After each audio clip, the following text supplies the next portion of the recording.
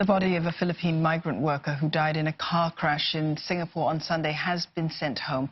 50-year-old Arlyn Nucos was from a family of overseas Filipino workers. She herself had spent 30 years or more than half of her life as a domestic worker here in Singapore. And she was the primary breadwinner together with her sister, who was also injured in the crash. Our correspondent, Bueno Bonel, visited Arlyn's hometown and tells us more about the Nucos family.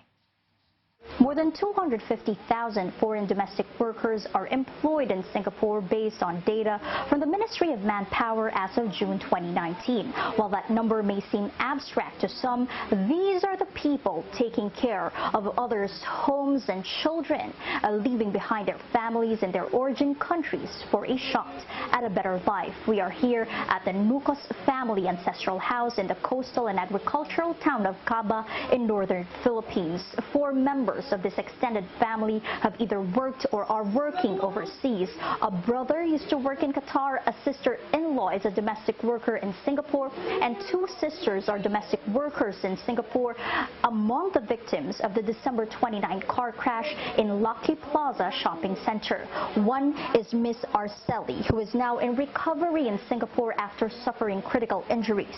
Miss Arlyn's remains have since been repatriated to the Philippines. Now, while these 2 sisters have not finished college, they have helped fund the college education of their youngest sibling, Miss Alice, who is now a licensed teacher and the only one in the family who has finished college. They have also helped fund the college education of 4 other relatives. Malaking tulong sana si Ate Arlyn kasi ever since siya yung nagbibigay ng pera para sa education ng mga bata. Now, this part of their ancestral house was actually constructed using funds from Miss Arlyn and Miss Arceli in 1993. Over 10 million Filipinos like them are either working or living overseas. That is why it's important for the Philippine government that in cases of an overseas Filipino worker passing, that it's part of the policy to support the families left behind. There's a mechanism in place that the government extends transportation, scholarship, and other benefits to these families.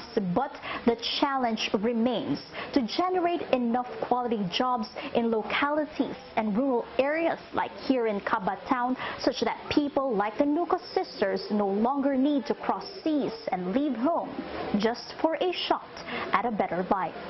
Bueno Bonel, CNA, Caba town, northern Philippines.